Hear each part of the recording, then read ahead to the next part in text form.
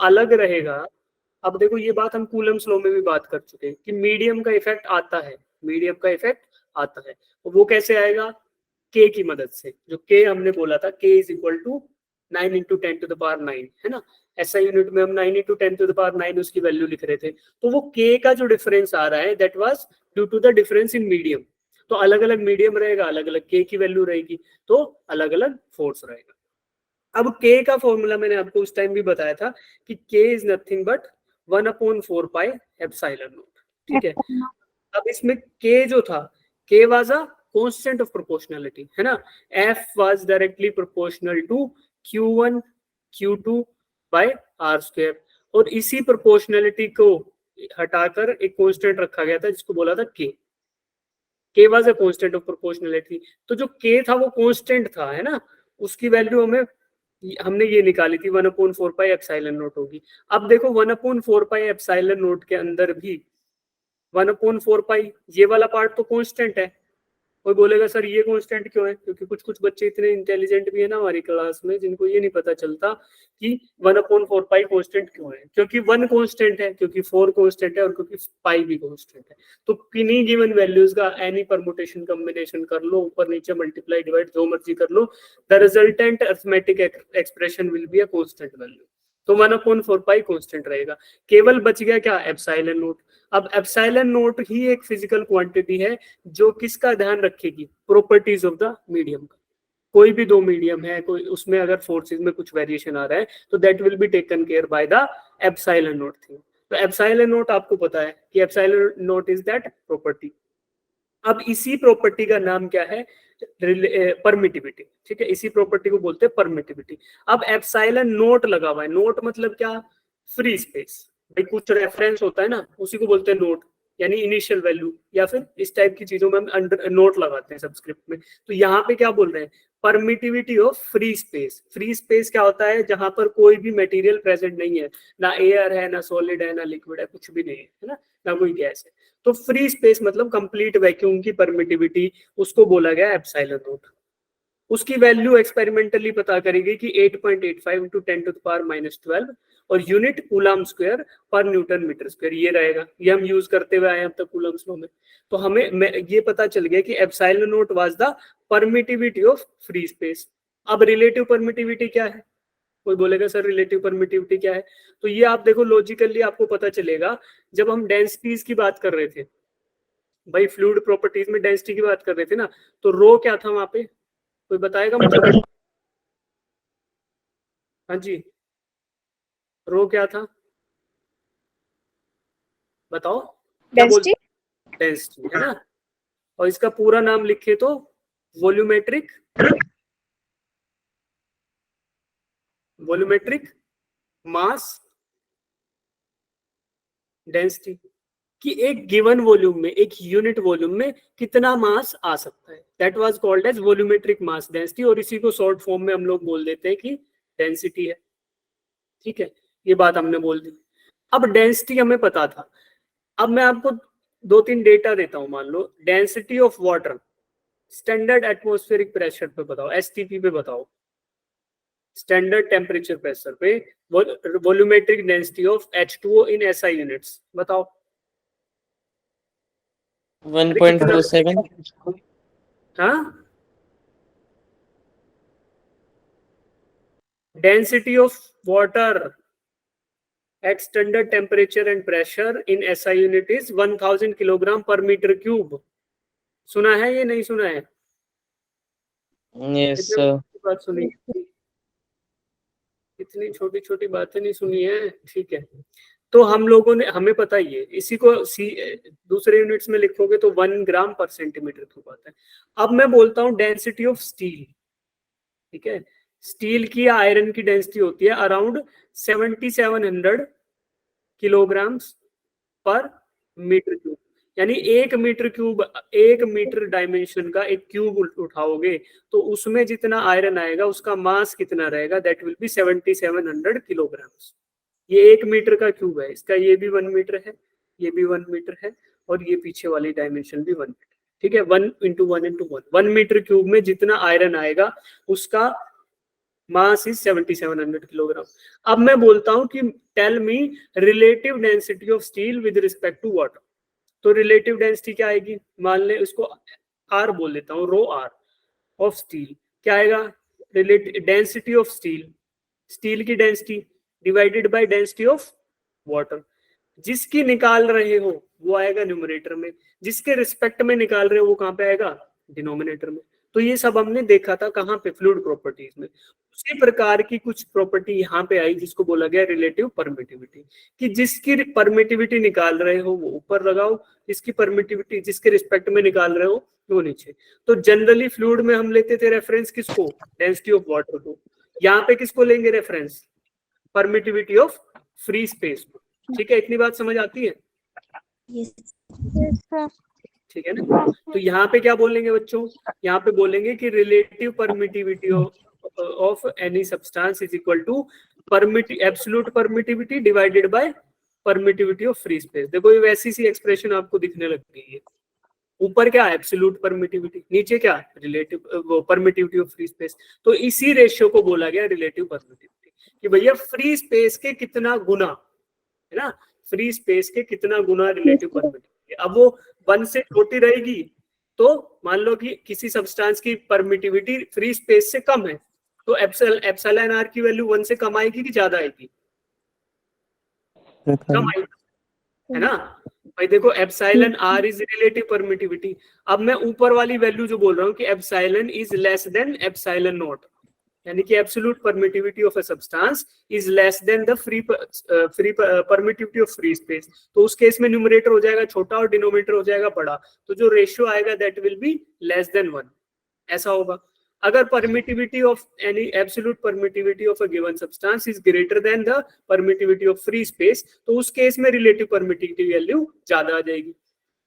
ठीक वैसे ही जैसा डेंसिटी के केस में हो रहा था कि जिनकी डेंसिटी कम है, मान लो थर्मोकोल है। अब आप बोलो थर्मोकोल पानी में तैरता है कि डूबता है? तैरता है ना। तो क्यों तैरता है वो, क्योंकि उसका डेंसिटी कम है ना। उस केस में अगर रिलेटिव डेंसिटी ऑफ थर्मोकोल लिखने लगोगे, मान लो रिलेटिव डेंसिटी ऑफ, स्पेस ही नहीं, अच्छा उस केस में मैं लिखता हूं कि रिलेटिव डेंसिटी ऑफ थर्मोकोल, ठीक है, यहाँ लिख देता हूं। तो आप मुझे बताओ, ऊपर लिखता हूं डेंसिटी ऑफ थर्मोकोल और नीचे लिखता हूं डेंसिटी ऑफ वाटर। तो आप मुझे बताओ ये वैल्यू 1 से बड़ी आएगी कि 1 से छोटी आएगी? भाई न्यूमरेटर वाली वैल्यू जो डेंसिटी आप खुद बोल रहे हो, कोई चीज तैर रही है उसका मतलब छोटी सर, उसका घनत्व या उसकी डेंसिटी कम है इन कंपैरिजन टू वाटर, तो that is far less than. तो ऐसा होगा तो ऑब्जेक्ट विल फ्लोट।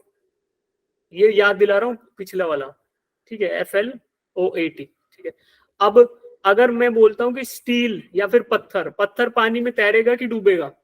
डूब जाएगा। जब तक कि उसको, बताओ पत्थर कब तक पानी में नहीं तैरेगा? जब तक कि उस पे पानी की डेंसिटी ज्यादा नहीं भाई, जब तक उस पे राम ना लिखा हो। अगर राम लिख दिया तो फिर तैर सकते हो, ठीक है। तो हम हिंदू हैं, हम हिंदुस्तानी हैं, थोड़ा प्यार से बोलो, सबको पता है, सबने वही कहानियां देखी है, ठीक है ना। हाँ चलो, तो कोई बुरा ना माने भाई इस चीज को, तो क्योंकि हम इससे जुड़ सकते हैं। वो भजन भी है ना, जब क्या बोलते हैं उसमें, जिन पर राम लिखा हो वो पत्थर भी तिर जाता है, ऐसा कुछ याद आ रहा है मुझे, अभी पूरा याद नहीं, ठीक है, आप सबको होगा याद। तो अब हमने क्या बोला, if the relative density of some substance is less than 1, तो क्या होगा, वो फ्लोट करेगा।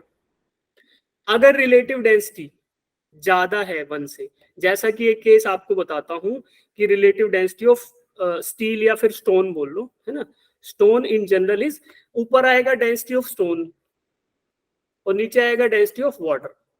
तो वाटर के कंपैरिजन में इसलिए किया जाता है क्योंकि वाटर इज अबेंडेंटली अवेलेबल। भाई पानी में चीजें डूबती है, तैरती है, कभी कोई पूछता है कि पेट्रोल में चीज डूबेगी कि तैरेगी, है कोई पूछता है क्या? ऐसा नहीं पूछेगा।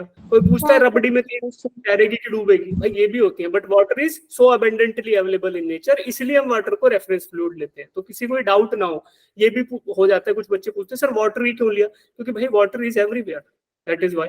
Air is everywhere, that is why. Free space is everywhere, तो जब हम रिलेटिव परमिटिविटी की बात करते हैं, why we are comparing in reference to free space, भाई या तो वहां सब्सटेंस होगा या नहीं होगा, तो फ्री स्पेस होगा, है ना, तो उसके कंपैरिजन, ठीक है। अब देखो यहाँ पे क्या आएगा, ये वैल्यू आएगी 1 से बड़ी, तो जब बड़ी आ रही है वैल्यू तो मतलब it will sink in water. ऐसा ही लॉजिक, हाँ, रिलेटिव परमिटिविटी आ रहे हैं, वापस आ रहे हैं, तो ये वाला सेम लॉजिक रिलेटिव परमिटिविटी पे फॉलो होगा, ठीक है। यहाँ पे क्या हो रहा है, ऊपर is permittivity of the substance जिसका हम कैलकुलेट कर रहे हैं, और किसके रेफरेंस में, फ्री स्पेस के में। भाई वहां पे पानी था, पानी में देख रहे थे डूबेगा कि तैरेगा, यहाँ पे क्या कर रहे हैं, कोई भी चीज है, दो चार्ज पार्टिकल है, उनके बीच में या तो फ्री स्पेस है या फिर कोई और सब्सटेंस आपने फंसा दिया, तो उन दोनों केसेस में फोर्स में क्या वेरिएशन आएगा, वही हम स्टडी कर रहे हैं with the help of Coulomb's law. और कूलम्स लॉ में जो एप्सिलॉन नोट है दैट इज कंसीडर्ड इन के वैल्यू 1/4 पाई एप्सिलॉन नोट या फिर 1/4 पाई एप्सिलॉन, ठीक है। तो वहां पे आपको के वैल्यू को डिफाइन कर रहा है कि दो पॉइंट चार्जेस के बीच में जो मीडियम है उसकी प्रॉपर्टी को कंसीडर कर रहे हैं। अब या तो कुछ मीडियम होगा या मीडियम नहीं होगा, और अगर मीडियम नहीं हुआ तो एप्सिलॉन नोट, उसके मान लो कुछ मीडियम नहीं था तो परमिटिविटी ऑफ फ्री स्पेस लगा दिया, तो there is some force of attraction या रिपल्शन बिटवीन द पार्टिकल। अब फ्री स्पेस नहीं है, कुछ और मीडियम हमने फंसा दिया लाके, चार्ज वही है, उतने ही दूर है, मैग्नीट्यूड भी उतना है, but some different medium is placed in between the charges. तो अब फोर्स में क्या वेरिएशन आएगा, उसको स्टडी करने के लिए we can use this term epsilon r. भाई this is the simple ratio ना, ऊपर वाला मीडियम का और नीचे वाला फ्री स्पेस का, तो कितना गुना फोर्स हो गया जब मीडियम नहीं था और जब मीडियम आ गया, तो कितना गुना हुआ, है ना, दैट वी विल स्टडी। अब एप्सिलॉन आर की वैल्यू अगर घट जाती है किसी मीडियम के आने से, अगर एप्सिलॉन आर की वैल्यू घट जाती है 1 से नीचे चली जाती है, that means force of attraction या फोर्स ऑफ रिपल्शन क्या होगा, बोलो बोलो, बढ़ जाएगा ना। भाई देखो एप्सिलॉन नोट की जगह एप्सिलॉन आएगा, और एप्सिलॉन आर बड़ा मतलब कि नीचे डिनोमिनेटर वाली वैल्यू बड़ी, तो डिनोमिनेटर बड़ा मतलब फोर्स कम, और परमिटिविटी बढ़ जाए क्योंकि डिनोमिनेटर में है, सिंपल है यार, जो डिनोमिनेटर में वैल्यू बढ़ती है तो न्यूमिनेटर वाली कम होगी, तो इतना है बस, ठीक है। तो ये आप याद रखो। कोई बोलेगा परमिटिविटी, रिलेटिव परमिटिविटी क्या है, it is the simple ratio of the absolute permittivity of the substance divided by some reference permittivity, और रेफरेंस किसका ले, कोई सब्सटेंस नहीं है उसका रेफरेंस। जैसे कि बहुत सारी जगह पे पानी था, पानी में चीजें डूब रही है, तैर रही है, इसलिए पानी को रेफरेंस ले लिया व्हाइल कैलकुलेटिंग स्पेसिफिक वेट या रिलेटिव डेंसिटी। ऐसा ही क्या, कोई सब्सटेंस होगा या सब्सटेंस नहीं होगा, नहीं था उसी को रेफरेंस ले लिया, कि कोई सब्सटेंस नहीं था तब कुछ फोर्स था, उसके हिसाब से एप्सिलॉन नोट कैलकुलेट कर लिया। अब वो सब्सटेंस आएगा तो उसके हिसाब से जो वेरिएशन आएंगे that will be considered in this ratio that is called as relative permittivity, ठीक है। अब देखो अब इसमें दो वैल्यू आई, absolute permittivity we can calculate it, अगर हमें रेशियो दे दिया हो, एप्सिलॉन आर दे दिया, एप्सिलॉन नोट हमने रट रखा है, तो can we calculate epsilon. Diksha mute पे हो, कोई पूछ रहा था क्या कुछ, कोई बच्चा डाउट पूछ रहा था क्या, सर सुनाई दिया मुझे।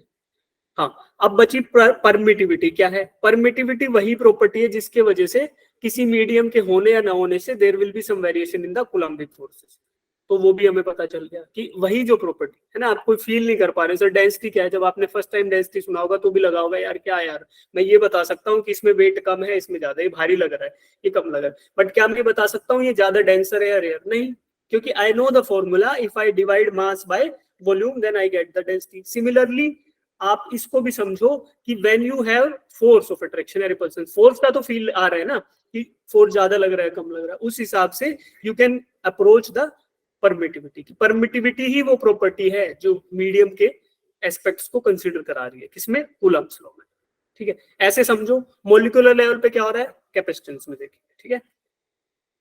अब बढ़ते हैं आगे, फोर्स डिपेंडेंस, अभी मैंने आपको पार्शियली बता दिया, उसी का लिखा हुआ है यहाँ पे, क्या बोला कि नीचे एप्सिलॉन है, ठीक है।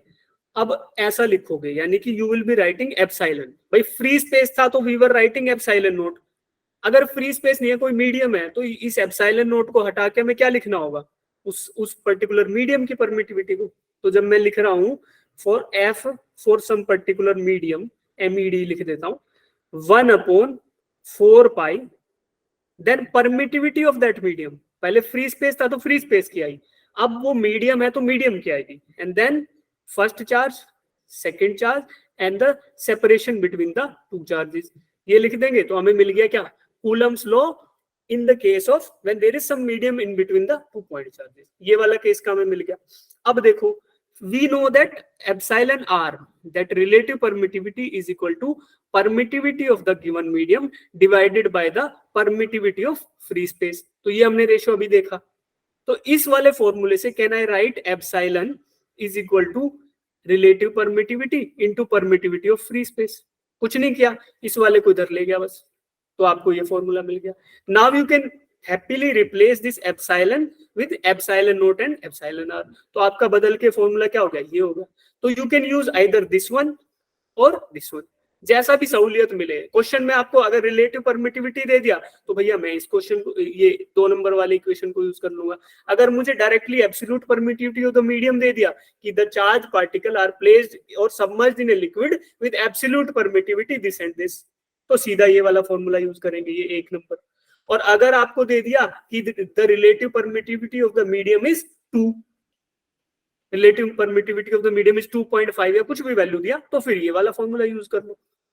ठीक है, कुछ भी वेरिएशन नहीं आया, परमिटिविटी समझ आया, रिलेटिव समझ आया, बस ये याद रख लो कि this is the simple ratio, और वो आपको याद होना भी चाहिए। This is no new concept, ये वही है जो हम लोग कहाँ पढ़ रहे थे, फ्लूइड प्रॉपर्टीज में। रिलेटिव डेंसिटी जिसको बोला था, जिसको हमने स्पेसिफिक वेट बोला था या स्पेसिफिक ग्रेविटी बोला था, सब एक ही चीज के नाम थे। That was the simple ratio of the densities. कोई बताएगा रिलेटिव परमिटिविटी का यूनिट क्या होगा? बताओ, what is the unit of relative permittivity? Unitless. Unitless. क्यों? क्योंकि रेशियो है भाई, Ratio. परमिटिविटी न्यूमरेटर में था, परमिटिविटी डिनोमिनेटर में, तो यूनिटलेस हो गया। तो it is nothing but a ratio of the physical quantities जिनका खुद का यूनिट सेम है। तो डिनोमिनेटर और न्यूमरेटर के यूनिट कट जाएंगे। जैसा कि कांस्टेंट ऑफ प्रोपोर्शनैलिटी कौन सा, फ्रिक्शन वाले में भी ऐसा ही होता है, ऊपर भी फोर्स होता है, नीचे भी फोर्स होता है। फोर्स का न्यूटन, न्यूटन से न्यूटन कट गए तो क्या बच गया, कोई यूनिट नहीं। तो ऐसा होता है। ठीक है, तो आपको समझ आया है बेसिक कंसेप्ट। अब फ्लूइड वाली यादों को थोड़ा सा ताजा करते हुए एक बार एक क्वेश्चन आएगा अगले स्क्रीन पे, इसको पढ़ो और कोशिश करो, can we get to a solution. क्या आप इसको समझ पा रहे हो, कुछ समझे हो या कुछ कर पाओगे? ये देखो, ट्राई करो, 1 मिनट लो शांति से पढ़ने का।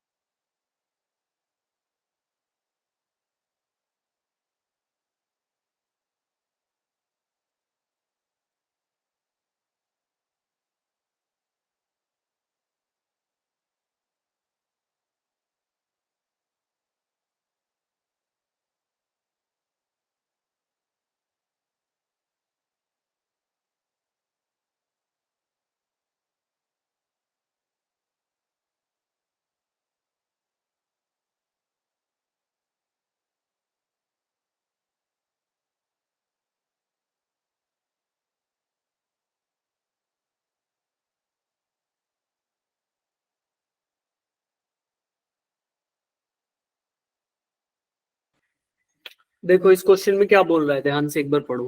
2 identically charge spheres are suspended by strings. Strings क्या, 2 धागों से बांध दिया 2 स्फीयर्स को। 1 नंबर ये, this is the first one and this is the second. 2 sphere है, धागों से बंधे हुए हैं। The strings make an angle 30 degree with each other. ये 2 स्ट्रिंग है, इनके बीच का एंगल है 30 डिग्री। ठीक है, ये पूरा का पूरा एंगल। नाउ क्या किया, when they are suspended in a liquid of density this, किसी लिक्विड में अगर सस्पेंड कर दिया जाए, पहला है फ्री स्पेस में सस्पेंडेड है, ठीक है, ये हम अज्यूम करके चलेंगे। फिर इसी सिस्टम को किसी लिक्विड में सबमर्ज कर दिया गया, तो क्या बोल रहा है, after that also the angle between the 2 strings remains the same, कि बाद में भी एंगल बिटवीन द 2 स्ट्रिंग वो रहेगा सेम। ठीक है, डेंसिटी ऑफ स्फीयर्स ये ले लो और लिक्विड का डेंसिटी ये ले लो। ठीक है, तो अब इससे क्या साबित हो रहा है, 2 चीजें देखो। आपको चैप्टर बताता हूं कौन सा, फ्लूइड प्रॉपर्टी वाला। उसमें वेटलेसनेस या फिर फ्लोटेशन या फिर अपथ्रस्ट या फिर बोयंसी, ये सारे नाम आपने सुने होंगे कि क्या होगा। फ्लोटेशन, कंसेप्ट ऑफ फ्लोटेशन बोल दो, कंसेप्ट ऑफ बोयंट फोर्स बोल दो, या फिर अपथ्रस्ट बोलते हैं कुछ लोग, है ना। मान लो एक खाली बोतल है, उसको आप बाल्टी भरे हुए पानी में डुबो रहे हो, तो क्या होगा बच्चों, वो बोतल ऊपर आएगी कि नीचे जाएगी? सर ऊपर आएगी। हवा से भरी हुई बोतल, हवा से भरी हुई ट्यूब, ऐसी चीज को डुबोना टफ होता है पानी में। क्यों? क्योंकि उनका डेंसिटी डिफरेंस होता है, यानी कि relative density of the lighter material is less then the water. तो वो क्या करेगा, उसमें तैरने की कोशिश करेगा। अगर आप उसको जबरदस्ती भी दबाओगे, then it will also exert a huge amount of force on your hand. उसी को बोलते हैं अपथ्रस्ट या फिर बोयंट फोर्स, लिक्विड की मदद से लगने वाला ऊपर के डायरेक्शन में फोर्स। अब बोयंट फोर्स या फिर अपथ्रस्ट किसके बराबर होता है? It is equal to the weight of the fluid displaced by the submerged body. जो बॉडी डूब गई है, जो सबमर्ज हो गई है, उसके द्वारा जो वेट डिस्प्लेस होगा, फ्लूइड जो डिस्प्लेस होगा, उसका वेट, उसका मास नहीं, उसका वेट, उतना फोर्स लगेगा। किस पे? जो भी बॉडी सबमर्ज किया है। कहां, किस डायरेक्शन में? अगेंस्ट द ग्रेविटेशनल फोर्स, जो ग्रेविटी के अगेंस्ट। तो अर्थ पे क्या हो रहा है? अर्थ पे ग्रेविटी डाउनवर्ड है, इसलिए उसको बोल देते हैं अप थ्रस्ट, कि ऊपर लगने वाला थ्रस्ट। ठीक है, अब देखो ये चीज आपको पता चली। तो यहाँ पे दो कंसेप्ट है बच्चों। जो लिक्विड है, जो लिक्विड डुबो है जिसमें बातें हो रही है, वो 0.8 ग्राम पर सेंटीमीटर क्यूब, और जो स्फीयर्स हैं जो डूबे हुए हैं, उनकी डेंसिटी 1.6 ग्राम पर सेंटीमीटर क्यूब। तो देखो डुबोने के बाद भी इनका एंगल है वो 30 डिग्री रहता है। तो इसमें दो फोर्सेस हैं, दो चेंजेस आएंगे। द फर्स्ट वन इज कि इन पे अपवर्ड फोर्स लगेगा आफ्टर सबमर्जिंग, पहली चीज। और दूसरी चीज, ये लिक्विड जब आ गया तो इसका कुछ के वैल्यू रहेगा या फिर एप्सिलॉन वैल्यू रहेगा। ठीक है, उस डाइलेक्ट्रिक कांस्टेंट की वैल्यू ही हमें बतानी है। ठीक है, आपको एप्सिलॉन आर, जो रिलेटिव परमिटिविटी होती है, उसी को बोलते हैं डाइलेक्ट्रिक कांस्टेंट। तो आपको एप्सिलॉन आर की वैल्यू यहाँ पे बतानी है। ठीक है, तो एप्सिलॉन आर की जब आप वैल्यू बताओगे, तो उसमें क्या रहेगा कि जब लिक्विड आपका सबमर्ज हो गया, तो there will be some variation in the coulombic force. तो इनिशियली फर्स्ट केस होगा जब, तो क्या होगा, ये दोनों लाइक चार्जेस है, एक दूसरे को रिपेल कर रहे होंगे। मान लो इधर फोर्स ऑफ रिपल्शन है, इसको फोर्स ऑफ कूलम्बिक फोर्स बोलते हैं। ठीक है, दूसरी चीज क्या है, डाउनवर्ड डायरेक्शन में इनका खुद का वेट एक्ट कर रहा है। ये नीचे वेट mg, इस पे वेट mg। तो फर्स्ट केस में तो ये है। दूसरे केस में क्या होगा, ये एफसी बदल के कुछ और हो जाएगा, रिलेटिव परमिटिविटी से डिवाइड हो जाएगा फोर्स। क्यों? 1/4 pi epsilon R epsilon naught, ये था ना फॉर्मूला, और Q1 Q2 upon R square, ये ऐसा हो जाएगा। तो जितना भी फोर्स इनिशियल केस में रहा उसको एप्सिलॉन आर से डिवाइड कर दो, यानी कि डाइलेक्ट्रिक कांस्टेंट से डिवाइड कर दो, तो आपको क्या मिलेगा, जो बदला हुआ फोर्स रहेगा एफसी। तो ये वेरिएशन। दूसरा वेरिएशन क्या, mg जो था, अब mg नहीं रहेगा, mg घट जाएगा। There will be some upthrust force, जो अपथ्रस्ट लगेगा उसको कैलकुलेट कर लो और mg में से उसको माइनस कर दो। तो जो रिजल्टेंट फोर्स mg रहेगा, जो नीचे डाउनवर्ड वेट एक्ट कर रहा होगा, वो भी बदल जाएगा। तो दोनों का बदलने का रेशियो सेम रहेगा। That is why this angle 30 will remain same. तो इसको अप्रोच कैसे करेंगे, थोड़ा सा ट्राई करना, 1 मिनट और दूंगा। कुछ बच्चों का आंसर आ भी गया है, बहुत अच्छा आंसर, सही है। ठीक है बेटा, आपका आंसर जिन्होंने बताया। अब देखो इसका हाफ एंगल आ गया 15 डिग्री। तो सुनने में ऐसा लग रहा है क्वेश्चन बड़ा टफ हो गया, कैसे होगा कैसे होगा। आप लोगों को ऐसा ट्राई करो कि this is F C and this is M G, तो we can find out tangent theta. Tangent 15 degree is equal to F C divided by M G. तो फर्स्ट केस में तो ये हो गया। अब यही 15 डिग्री जो एंगल है, हाफ एंगल, ये 15 ही रहेगा, ये क्वेश्चन में दिया गया है। तो you can again calculate tangent 15 for the second case, जहां पे ये दोनों वैल्यूज बदल चुकी होंगी। और दोनों वैल्यूज को, जो टेंजेंट 15 है वो तो फिक्स वैल्यू है, कांस्टेंट है, तो उन दोनों को इक्वेट कर दो और then you will be finding epsilon. तो ये इसका फ्लो रहेगा। जिनको समझ आ गया अच्छा है, ट्राई करो, 1 मिनट का टाइम लो। अगर नहीं होता है, आप अप्रोच करना, आप ट्राई करना, अपना पेन चलाना, जहां तक पहुंचे ठीक है, फिर मैं आपको समझ। ठीक है, तन्वी ने इसका आंसर दे दिया है, आपका आंसर सही है बेटा, शाबाश। ठीक है, और बच्चे करो, सब लोग ट्राई करो एक बार, फिर मैं आपको डिटेल में इसका आंसर समझाता हूँ। अप्रोच मैंने आपको बताया कैसे करना है, और अपथ्रस्ट वाला कंसेप्ट लगेगा। दूसरा, there will be variation in coulombic force, जो कि हमने लास्ट स्लाइड पे पढ़ा था। कि जब किसी मीडियम में सबमर्ज होगा तो there will be change in force. करो जी, टेंजेंट 15 का वैल्यू निकालो दोनों केसेस के लिए, अलग अलग ड्रॉ करो, फोर्स का डायग्राम बनाओ एफपीडी, टेंजेंट 15 को लोकेट करने की कोशिश करो। फर्स्ट केस में तो बता दिया एफसी बाय एमजी होगा, सेकंड केस वाला ड्रॉ कर लो, उसके हिसाब से निकालो, ठीक है। Then just equate tangent 15 in both the cases, तो आपको वैल्यू मिल जाएगी एप्सिलॉन आर की, सीधा सीधा आपको एप्सिलॉन आर की वैल्यू बतानी है।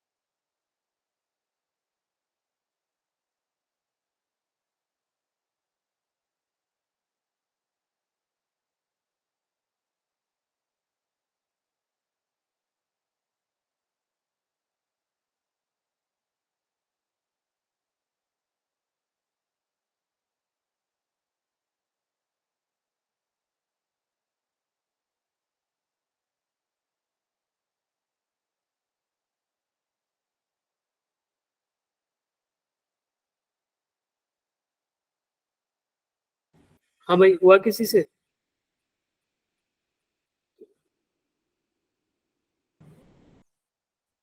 Am I audible right now? Hello.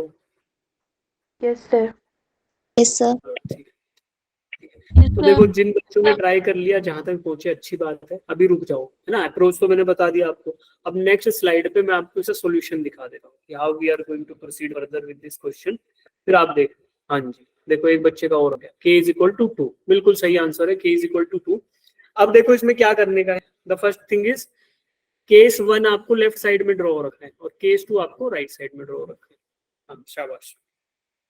तो दिस इज केस 1 जी। अरे अरे अरे, this is case 1, this is case 2। तो केस 1 तो आपको मैंने बता दिया था कि सीधा सीधा this is Coulombic force FC and this is MG. तो आप पूरा का पूरा angle, the full angle between the string is 30 degree. आधा वाला कितना होगा बच्चों? 15 डिग्री, है ना। तो ये 15 Yes, आ sir. गया। अब इस वाले ट्रायंगल को 15 से ड्रॉ कर लो, तो आपको क्या मिलेगा? Tangent theta. टेन थीटा क्या होता है? Perpendicular upon hypotenuse. और परपेंडिकुलर क्या बताया था? जिधर थीटा का मुंह खुला हो उसके जस्ट सामने वाला। और बेस कौन सा? उसके नीचे वाला। तो आप देखो सामने वाला कौन सा? ये एफ सी है, और साइड वाला क्या? ये एम जी है। तो F C by M G is tangent 15 degree. Case 1 से हमें ये वैल्यू मिल गई।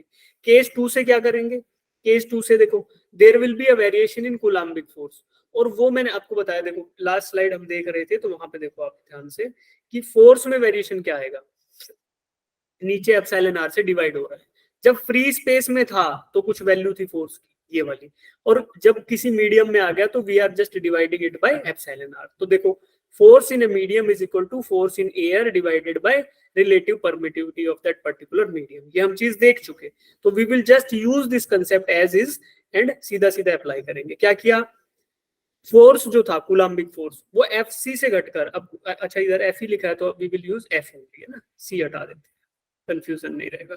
तो वो एफ से घटकर एफ बाय एप्सिलॉन आर हो गया, यानी कि it will be divided by the permittivity of the medium. अब वो कम रहेगी परमिटिविटी तो फोर्स की वैल्यू बढ़ जाएगी। अगर ये डिनोमिनेटर 1 से कम रहा, मान लो रिलेटिव परमिटिविटी 0.5 आती है, तो दैट मीन्स उस मीडियम के प्रेजेंस से फोर्स बढ़ जाएगा। और बट प्रैक्टिकली ऐसा होगा नहीं, वो एक अलग बात है।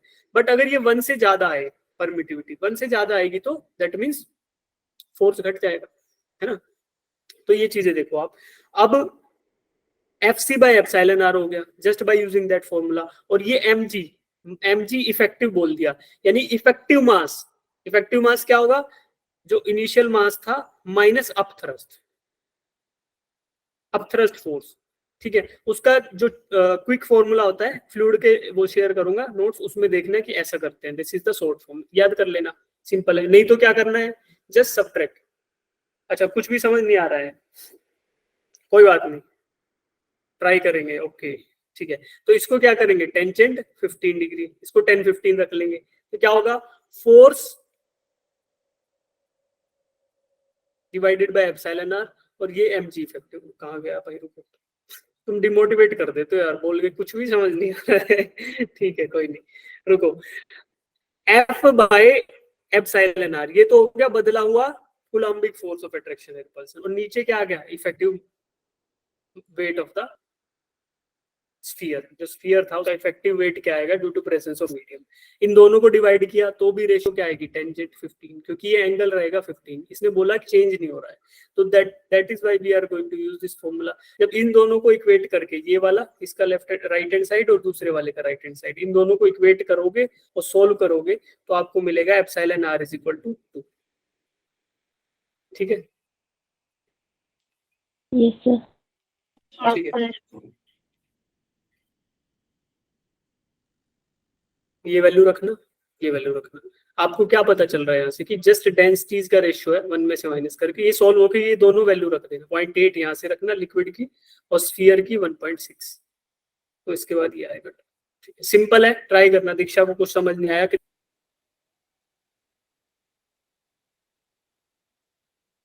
कितने बच्चे ऐसे जिनको कुछ समझ नहीं आया, पढ़ने के लिए आए हैं, पेपर थोड़ी हो रहा है, पेपर हो गया संडे को, मैंने देखा कितने कितने बच्चे बंक कर रहे हो तुम लोग, शरारती बच्चे सारे।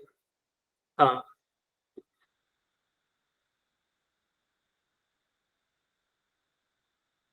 ओके, भुवनेश्वरी को भी नहीं आया भाई, रिया को भी नहीं आया, कुछ भी समझ नहीं आया। अच्छा, कितने बच्चे इनको करो नीचे, निशान का तो आंसर भी आएगा, कोई 2 आंसर दे रहे हैं, उसके बाद हाथ भी ऊपर कर रहे हैं, कुछ समझ नहीं आया, नीचे करो हाथ। अब वो बच्चे हाथ ऊपर करो जिनको समझ आ गया, जिनको सही आया समझ के आंसर आ गया एक तरह से। अच्छा अच्छा, आपका मेथड गलत था। ठीक है, ये मेरा मेथड तो गलत नहीं है भाई। अच्छा, निशान ने चीटिंग कर ली, हाँ सही है।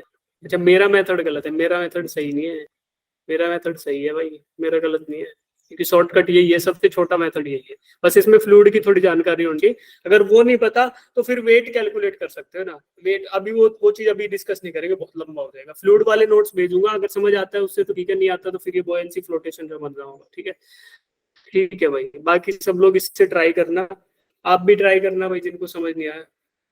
सर थोड़ा शॉर्ट नहीं हो सकता, शॉर्ट क्या होगा, इससे शॉर्ट नहीं होगा भाई, मतलब इजी वे में, इजी वे में क्या किया, कुछ भी नहीं किया, बहुत इजी वे ही था, बस समझाते समझाते तुम लोगों को इतना लंबा हो जाता है। इजी क्या किया इसमें, तो टेंजेंट 15 डिग्री निकाला है, फर्स्ट केस हमें पता था कि फोर्स अपॉन दिस फोर्स, इन दोनों फोर्सेस का रेशियो निकाल दिया, तो आपको 10 15 मिल गया। अब फोर्स में वेरिएशन, ये वाला पार्ट है केवल इलेक्ट्रोस्टैटिक्स का, तो ये F बाय एप्सिलॉन आर, उस फोर्सेस का रेशियो वो भी टेंजेंट 15 है, छोटा नहीं हो सकता है। ठीक है, अब एक दूसरा कंसेप्ट देखते हैं, सभी लोग आगे बढ़ते हैं, तो आप ट्राई करना, फ्लूइड के नोट्स आज शेयर करूंगा क्लास में, या शायद मैंने किए भी थे, एक बार उसको पढ़ के ट्राई करना। दीक्षा आप भी, जिन बच्चों को कुछ समझ नहीं आया वो लोग, फिर नहीं आता तो मेरे को व्हाट्सएप पे रीच आउट करें, है ना, यही कर सकते। चलो, आवाज आ रही है पटाखों की, नहीं आ रही? ठीक है, अब बात करते हैं चार्ज डिस्ट्रीब्यूशन का। हमने चार्ज समझ लिया, फोर्स समझ लिया, सब समझ लिया कि फोर्स कितना रहेगा, फोर्स में वेरिएशन क्या रहेगा, परमिटिविटी क्या रहेगी, इतनी 4 चीजें देखी अभी तक।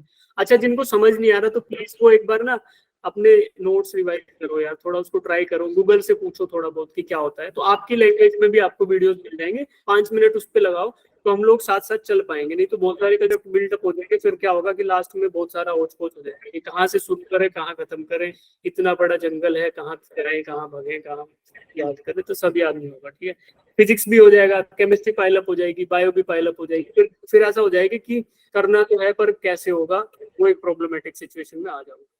तो जिनको डाउट है वो प्लीज व्हाट्सएप पे भेजा करो भाई, अगर मैं डायरेक्टली रिप्लाई भी नहीं करूंगा तो मुझे लगता है कि 5-6 बच्चों के सेम डाउट है, तो क्लास में डिस्कस करेंगे उस चीज को, है ना, या फिर एक्स्ट्रा क्लास कुछ ऑर्गेनाइज कर सकते हैं, तो चीजें तभी पॉसिबल होंगी तब आप लोग मुझे डाउट भेजोगे। अभी क्या हो रहा है कि आप क्लास तो सुन ले रहे हो, मैक्सिमम बच्चे मुझे पता है यही कर रहे हैं कि क्लास में सुन लिया, फिर तुम मासूम बच्चे हो, स्कूल का अलग से काम, होमवर्क अलग से, कोचिंग अलग से, सारा काम मिल मिला के ऐसा हो जाता है, जाके सो जाते हो खाना खा के, फिर देखते हैं कि Yes, कल सर क्लास में आएंगे तब देखेंगे कि क्या पढ़ाया था, सर रिवाइज भी करा देंगे, अच्छी बात है। उसके बाद क्वेश्चंस, अरे सर टाइम ही नहीं मिला। ऐसा हो रहा है कितने बच्चों के साथ बताओ, जिनको टाइम का बड़ा दिक्कत है कि सर कर तो हम ले बहुत कुछ लेकिन समय नहीं है। बोल रहे कुछ सर आप तो अंतर्यामी हो। अंतर्यामी नहीं भाई, तुम्हारी स्थिति तुमने ही बताई है मुझे। तो ऐसा हो जाता है।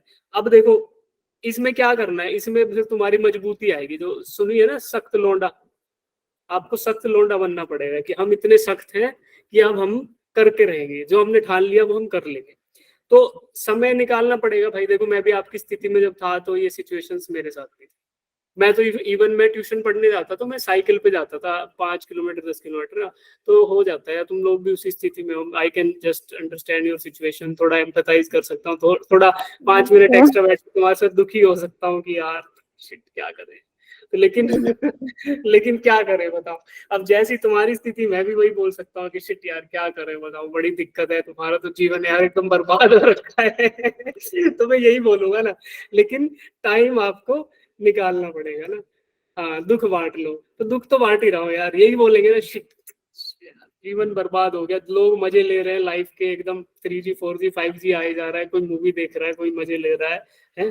कोई घर वालों के साथ घूम रहा है, कोई शादी में जा रहा है, कोई मजे कर रहा है पूरे, कोई घूमने निकल गया, कोई गोवा चला गया, कोई दूर दूर घूम रहा है। लेकिन आपको, आपकी किस्मत में ये गिने चुने सवाल लिखे हुए हैं जो आपको करने होंगे, है ना। तो ये चलेगा। तो आई कैन जस्ट एम्पैथाइज, आपको बोल सकता हूँ कि यार टाइम निकालो, टाइम वेस्ट मत करो। देखो ऐसा कर सकते हैं कि यार क्वेश्चंस आप लेके जाओ, कोई क्वेश्चन सेट खरीद लो, है ना, जो आपको अच्छा लगे वो क्वेश्चन सेट ले लो। अच्छा लगे क्या, हम रिकमेंड कर देंगे। अगर आपको खरीदना है तो उसमें से कुछ कुछ ले लो और ट्राई करो कि जैसे मान लो एक टॉपिक मैंने पढ़ाया तो अब उसके 5-6 क्वेश्चन यहाँ से नहीं तो वहां से कर लो भाई। बुक को किताब झोले में डालो, उस बुक को लेके निकल जाओ। अब देखो मेरे को भी पता है, मैं स्कूल में जाता था, स्कूल लगता है 6 से 7 घंटे, और उसमें 2 घंटे होती है पढ़ाई और 5 घंटे होते हैं गप्पे। ठीक है, हर बच्चे का वही 2-4 बच्चों का ग्रुप होता है, उसी ग्रुप में जाना होता है और वहां जाके इतना जो कंफर्ट लेवल आता है ना सबका कि अरे भाई तू, अरे भाई मैं, अरे यार ये सब हुआ वो सब हुआ, तुझे पता है क्या हुआ कल। तो इस सब में हमारा पूरा दिन निकल जाता है। तो उस टाइम में से you cut down some time, मैं नहीं कह रहा मना उसको यूज मत करो, सबका यही होता है, उस टाइम को पूरा कट डाउन मत करो। That is life, part of life भाई, ये स्टूडेंट लाइफ है, एंजॉय करो, that is also a part of life. But उसमें से 1 घंटा 2 घंटा निकाल लो, उससे आपका सीरियसनेस भी बिल्डअप होगा। 2-4 क्वेश्चन कर लिए, 5 क्वेश्चन केमिस्ट्री कर लिए, 5 फिजिक्स के कर लिए, 5 बायो के, 10-12। तो उससे क्या होगा कि फ्लो बनता रहेगा।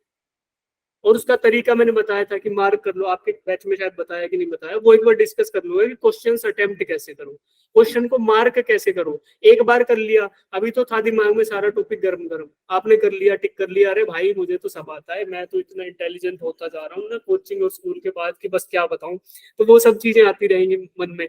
लेकिन उसके बाद 2 महीने बाद खोला, अरे यार ये टिक मैं नहीं लगाया था शायद, अरे यार ये हो गया। तो वो सिचुएशंस अवॉइड करने के लिए we have to approach it systematically. तो वो अप्रोच आपको बताऊंगा कि कैसे करना है, फिर आप लोग उससे ट्राई करना हो जाए। ठीक है, सिंपल क्वेश्चन से ट्राई करो। बहुत सारे क्वेश्चन सेट ऐसे हैं जिसमें इजी इजी क्वेश्चन। अब दीक्षा को जैसे समझ नहीं आया, दीक्षा मैं बार बार नाम ले रहा हूँ, बुरा नहीं मानना, ठीक है, तुम्हारा चेहरा दिख रहा है इसलिए नाम भी याद आ रहा है बार बार।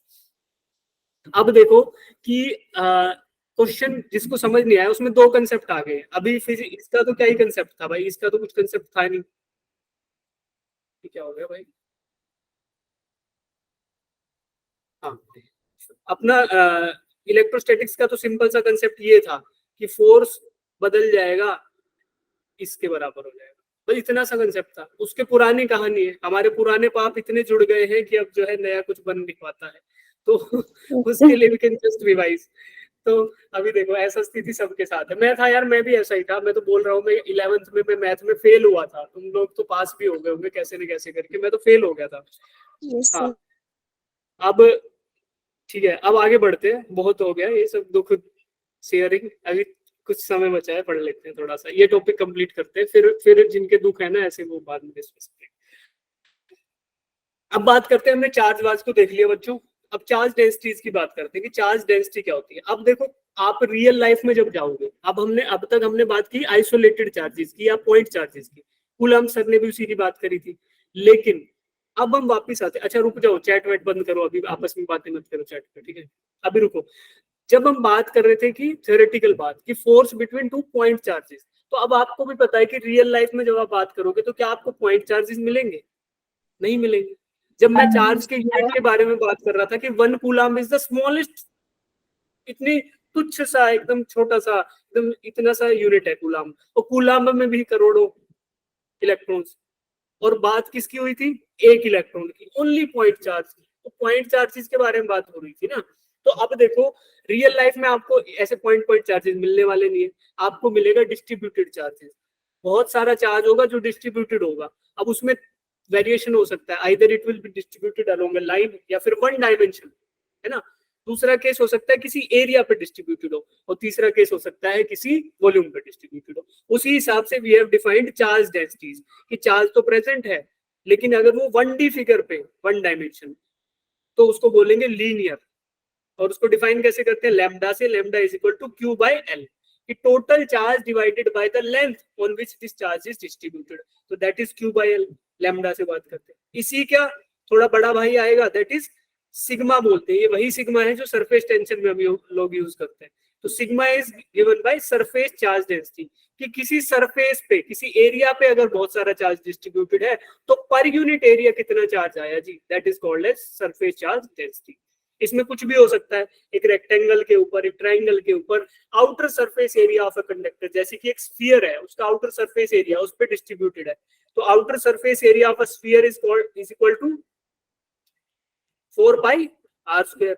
4 पाई आर स्क्वायर एरिया के ऊपर क्यू चार्ज डिस्ट्रीब्यूटेड है, तो in this case we can write as surface charge density is equal to Q by 4 pi R square, तो ऐसा हो जाएगा।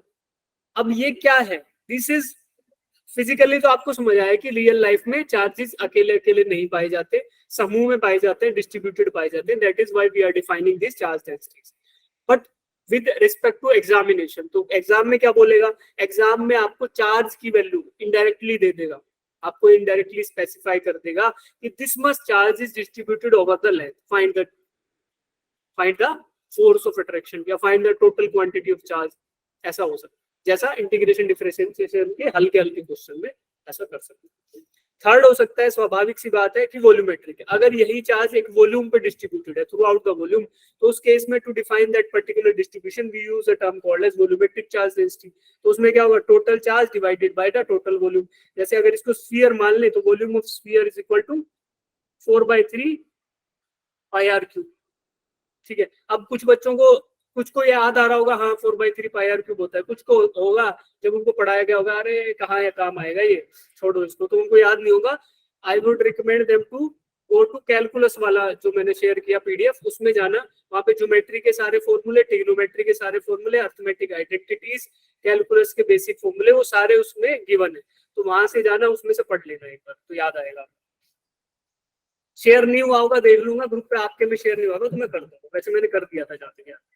तो दैट इज ये हो गया। अब ये पूरे वॉल्यूम पे डिस्ट्रीब्यूटेड है बच्चों, तो वॉल्यूम पे पर यूनिट वॉल्यूम अगर आपको निकालना है या किसी एलिमेंटल वॉल्यूम में निकालना है तो do it by total charge divided by total volume, या फिर elemental charge in that particular volume divided by elemental volume. अब एलिमेंटल वॉल्यूम क्या है?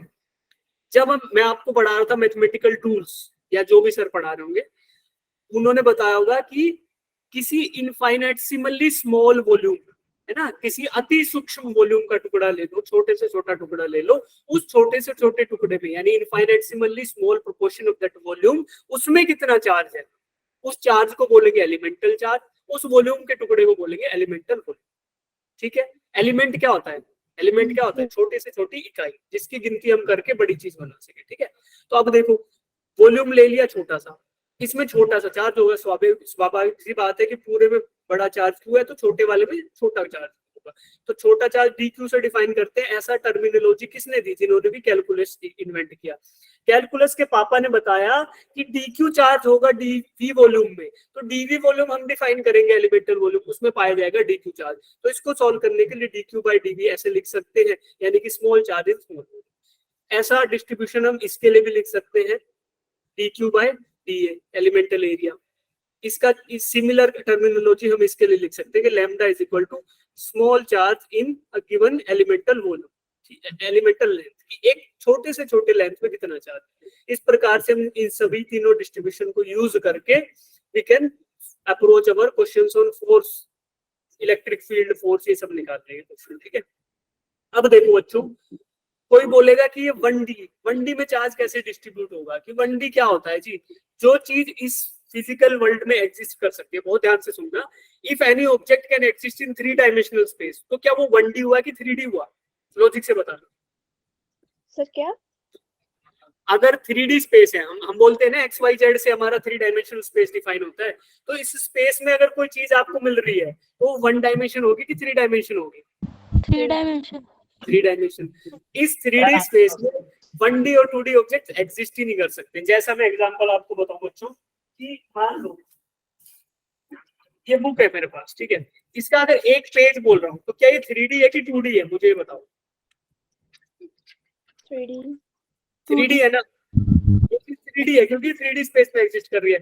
But can I approximate this thing to 2D, क्योंकि इसकी थिकनेस इसके लेंथ और breadth के कंपैरिजन में बहुत कम है, तो इसको मैं 2D बोलता हूँ, भैया this is a plane of paper. But मुझे पता है it is a volumetric thing, volume है ना इसका, अगर वॉल्यूम है तो 3D है, बट मैं इसको अप्रोक्सीमेट करता हूँ फॉर अवर सिंप्लीफिकेशन कि this is called as plane of paper, क्योंकि इसका एक डायमेंशन जो इसकी थिकनेस है वो इसकी अदर 2 डायमेंशन के कंपैरिजन में बहुत कम है। सिमिलरली देखो, अगर आप फोन का चार्जिंग केबल इमेजिन करो या कोई भी केबल इमेजिन करो, तो इस केबल का लेंथ जो है that is far greater than it's thickness, length या ब्रेड से इसका, हाइट या ब्रेड से इसका लेंथ बहुत ज्यादा है, तो दैट मींस इसका एक डायमेंशन ऐसा है that is far greater than its other 2 dimension, that is why I can approximate it as to be 1 dimension, 1D, यानी स्ट्रेट लाइन को बोल दिया 1D ऐसी चीजों को। तो अगर किसी लाइन पे, किसी तार पे, किसी वायर पे, किसी रोड पे अगर चार्ज डिस्ट्रीब्यूटेड है तो I will consider it as linear charge distribution. किसी पेपर पे, किसी सरफेस एरिया पे अगर डिस्ट्रीब्यूटेड है तो I will consider it as surface charge distribution, यानी उसमें सिग्मा की वैल्यू बात करेंगे। और अगर किसी वॉल्यूम में डिस्ट्रीब्यूटेड है तो उसको बोलेंगे कि 3 डायमेंशनल चार्ज डिस्ट्रीब्यूशन, यानी कि वॉल्यूमेट्रिक चार्ज डिस्ट्रीब्यूशन। हमें पता चल गया इन चीजों का। अब देखो, बेस्ड अपॉन दिस थिंग ये क्वेश्चन पढ़ो और इसको सोचो कि इसमें क्या पूछ रहा है और क्या डिफरेंस है। पूछ अभी भी फोर्स रहा है कि find the force of attraction या रिपल्सन। अभी तक हमने F को यूज किया था, F is equal to KQ1 Q2 by R square, but अभी देयर इज सम डिफरेंस, तो वो डिफरेंस फील करो by reading this definition, then we will come back to the solution.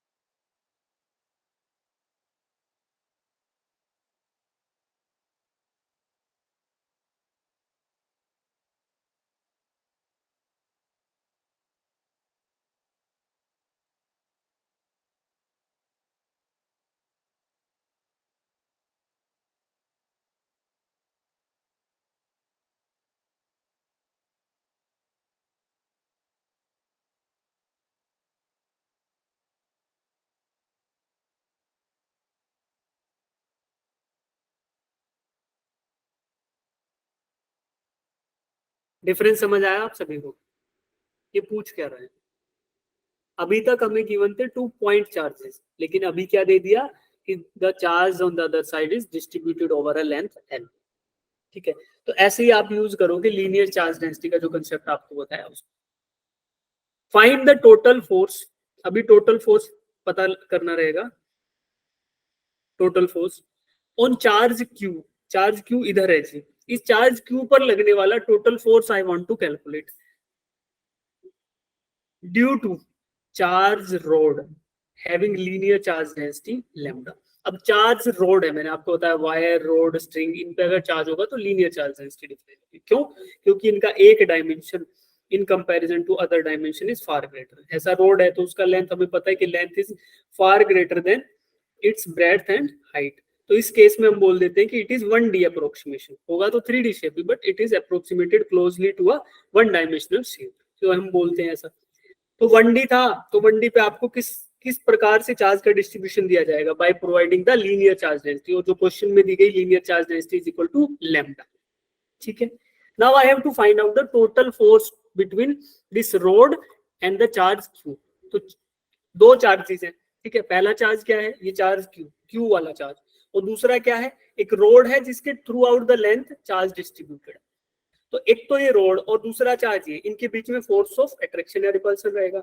But can I directly apply the force F is equal to KQ1 Q2 upon R square? क्या मैं ऐसा कर सकता हूँ? Yes, sir. Okay, चलो बताओ जी क्या होगा, बताओ। How can I find out the total charge? इस पे टोटल चार्ज मान लो मैं बोल देता हूँ कि total charge on this rod is Q, तो Q is equal to linear charge density into length, ठीक है ना, लैम्डा इंटू एल कर दूंगा तो टोटल चार्ज मिल जाएगा कि भाई पर यूनिट लेंथ पे इतना चार्ज था, टोटल लेंथ से मल्टीप्लाई कर दिया तो टोटल चार्ज आ गया। तो can I just simply find out F is equal to K Q1 जो बड़ा Q है, Q2 जो छोटा Q है, अपॉन R स्क्वायर। अब R स्क्वायर जो रहेगा, क्या इस केस में मुझे बताओ R वेरिएबल है कि फिक्स है? भाई देखो, इधर कुछ चार्ज है छोटा सा, उसके लिए R जो है वो A प्लस समथिंग है, और जो इधर है छोटा वाला थोड़ा सा चार्ज, इसका मान लो एलिमेंटल चार्ज बोल देता हूँ कि थोड़े ड्यूरेशन में, तो उसके लिए R की वैल्यू अलग है। R क्या होता है भाई? Centre to centre distance between the 2 point charges जिनमें आप बात कर रहे हो। तो पहली बात तो कि जो आप कूलम्स लॉ पढ़ रहे थे उसमें पॉइंट चार्ज लेना रहेगा, जब भी तो बोला था ना law, it is defined for point charge, but if you want to find out for a distributed charge तो क्या होगा उसमें, you have to use elemental charge की उसका छोटा टुकड़ा पकड़ लो, फिर उसको पॉइंट चार्ज अज्यूम कर लो, निकाल लो। तो मान लो ये इधर बोल रहा हूँ पॉइंट चार्ज, इसके बीच में और इसके बीच में तो R की वैल्यू ज्यादा है, और पहला केस अगर इधर होता तो उसमें R की वैल्यू कम थी। तो इसको एक बार यूज नहीं कर सकते इस फॉर्मूले को, क्यों? क्योंकि R फिक्स नहीं है जी, R तो वेरिएबल है, अलग अलग है। तो फिर क्या करना रहेगा? डिफरेंस समझ आया ना क्वेश्चन में, कि मैं Q इसको F को क्यों नहीं यूज कर सकता डायरेक्टली, है ना? क्योंकि जो KQ1 Q2 upon R square है, R वेरिएबल है हर चार्ज के लिए, तो मुझे छोटे छोटे टुकड़े लेने पड़ेंगे चार्ज के, छोटे छोटे टुकड़े करने पड़ेंगे चार्ज के। जो रोड पे चार्ज है, रोड दिख रही है ना सबको, उस रोड पे जितना डिस्ट्रीब्यूटेड है उस चार्ज के छोटे छोटे टुकड़े कर लो, और उस छोटे से टुकड़ों को क्या बोलते हैं? Elemental charge. की एलिमेंटल लेंथ पर उपलब्ध जो चार्ज है उसको बोल दिया एलिमेंटल चार्ज। तो लेट अस अज्यूम कि भैया यहाँ पे छोटी सी लेंथ अज्यूम कर ली कि मैं इस रोड के पूरे रोड का एक छोटा सा टुकड़ा है जिसपे मैं पहला कैलकुलेशन करूंगा, सही बात है। तो उसको मैंने बोल दिया कि let this length of this rod be DL, छोटा सा एलिमेंटल है ना, तो DL ले लिया। अब इस एलिमेंटल लेंथ में जो चार्ज रहेगा इतने इतने पोर्शन में, उस चार्ज की वैल्यू क्या रहेगी? DQ. DQ बोल देता हूँ कि छोटा सा चार्ज है ना, पूरे के पूरे चार्ज का छोटा सा टुकड़ा DQ। अब इस केस में, इस पर्टिकुलर केस में दूरी निकाल सकता हूँ भाई, अब इस DQ वाले चार्ज की और इस Q चार्ज की दूरी में निकाल तो R बोल दूं इसको, है ना, R बोल दूं। Yes, sir. Yes, sir. अब DQ के लिए और Q के लिए लगा रहा हूँ कूलम्स लॉ, ध्यान से देखना। Force between these two point charges DQ and Q, क्योंकि अब ये दोनों पॉइंट चार्ज हो गए, एक तो था ही पॉइंट चार्ज Q जो पॉइंट इस पॉइंट पे उपलब्ध था, और दूसरा पॉइंट चार्ज इसलिए हो गया क्योंकि मैंने अज्यूम कर लिया कि this is very small proportion of the charge. तो अब देखो, अब क्या करेंगे, now I can freely apply the Coulomb's law. पहला क्या, K, Q1 क्या है जी? Q1 the first point charge, second point charge DQ है, KQ1 Q2 upon R square. अब R को R ही लिख लूं, अभी सिंपलिस्टिकली R ही लिख ले, ठीक है। समझ आया? या फिर इसको एक्स लिख लेते हैं, एक्स लिख लो, एक्स लिख लेते हैं, थोड़ा अलग कर लेते हैं क्योंकि आर से आप कंफ्यूज, चलो आर ही रख लेते हैं, कोई नहीं, ठीक है। इतना समझ आया कि F is equal to K Q one Q two upon R square. अब मैं लगा पाया कूलम्स लॉ को, क्योंकि अब दोनों के दोनों पॉइंट चार्जेस। गुड। अब देखो, क्या ये Yes, sir. छोटा सा चार्ज था तो इसकी वजह से फोर्स भी मैं लिख दूंगी छोटा ही आएगा, it will also be elemental force, तो इसको डीएफ लिख दिया। बस जस्ट एक टर्मिनोलॉजी है, छोटा फोर्स था तो डीएफ लिख दिया। अब देखो मैं टोटल फोर्स कैलकुलेट कर सकता हूँ।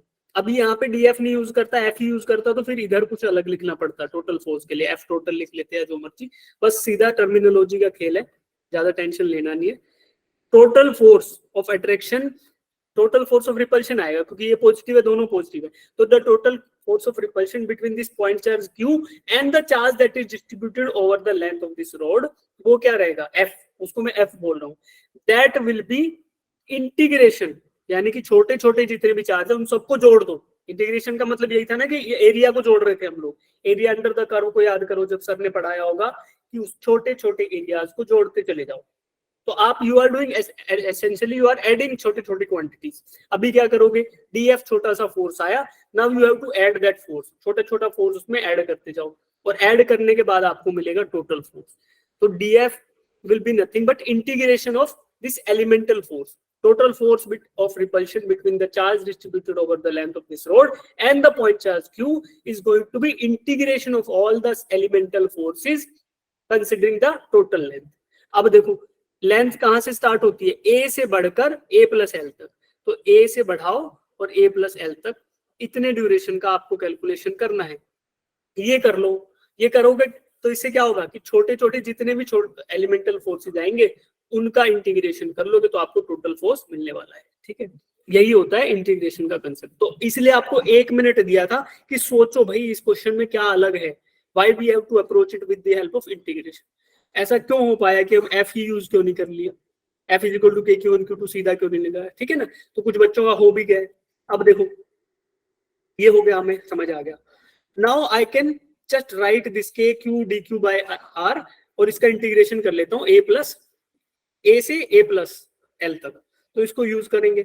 अब देखो can I right this thing, हाँ मैं डी क्यू को ये भी लिख सकता हूँ भाई, डी क्यू इज एलिमेंटल जो चार्ज था वो किसके बराबर होगा, length into linear charge density. भाई छोटी लेंथ थी उसको लीनियर चार्ज डेंसिटी मल्टीप्लाई किया तो उतने लेंथ पे कितना चार्ज है वो आ गया। लीनियर चार्ज डेंसिटी का कंसेप्ट यही तो था। तो डी क्यू को लेमडा डीएल से रिप्लेस कर सकता हूँ, ठीक है। या फिर अभी देखो डीएल था ना, तो यहाँ पे एल रखते नीचे तो ज्यादा सेंसिबल होता, जो आर है ना इसकी जगह एल लेकर रख लेते क्योंकि लेंथ का वेरिएशन हम रखते हैं। तो इसको इस तरीके से यूज करो और फिर अपर लिमिट और लोअर लिमिट आपको दी a to a plus l, integration करना और फाइनल जो आंसर आएगा that will be your total force of attraction या रिपल्शन। ठीक है, कुछ इनिशियल्स मैंने दे दिए, डिटेल में आपको समझा दिया। अब जिन बच्चों को समझ नहीं आ रहा गो टू कैलकुलस, फॉर्मूले देखना और ये वाला सोल्यूशन करना। ठीक है, ये कैसा हो गया, नीचे जो था एल था एक्स था जो भी था, तो अब इन्होंने dx ले लिया, हमने dl लिया था एलिमेंटल, तो x ले लिया तो कोई बात नहीं, lambda dx is the total dq charge. ठीक है, सेम उसी तरीके से किया, elemental force is k, first charge that is point charge q, second charge is lambda dx, क्यों, क्योंकि dq है सेकंड चार्ज, और नीचे x। तो इसी को यूज करके इंटीग्रेशन किया तो आपको मिल गया ये। Go to calculus module, calculus से समझो, उसके बाद गलत लिखा गया, समझो समझो किसी, ठीक है। तो कैलकुलस जाओ उसको रीड करो, फिर ये आना कि ये इंटीग्रेशन होके -1/x कैसे आ गया, अपर लिमिट लोअर लिमिट कैसे अप्लाई करते हैं, then you will be able to find out the answer. ठीक है, अब फटाफट से ये बता दो आज हमने क्या क्या किया, देन वी विल लीव, और आप लोग इन दोनों क्वेश्चन को अटेम्प्ट करना अगले क्लास में आने से। बताओ बताओ बताओ।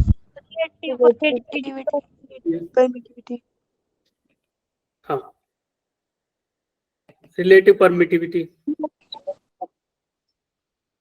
और बोलो अटेंडेंस लगा दी भाई, हो गया। और बताओ फोर्स,